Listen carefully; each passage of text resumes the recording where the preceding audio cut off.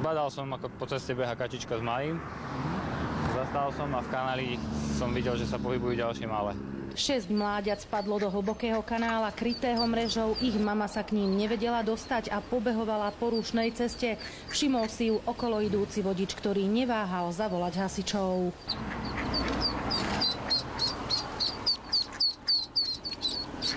Za mamičkou. Moje, aké si rýchle. Zlaté to je.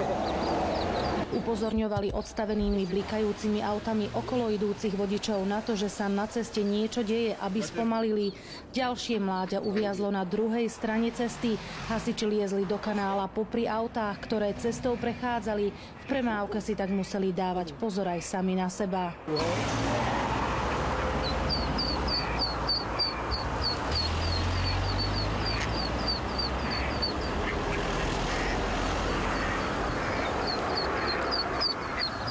Behala určite aj s malým. Zo 3-krát by ich tu už bolo zrazilo.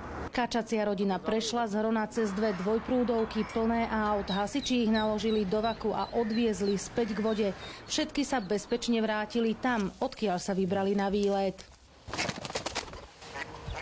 Oni pôjdu za ňou.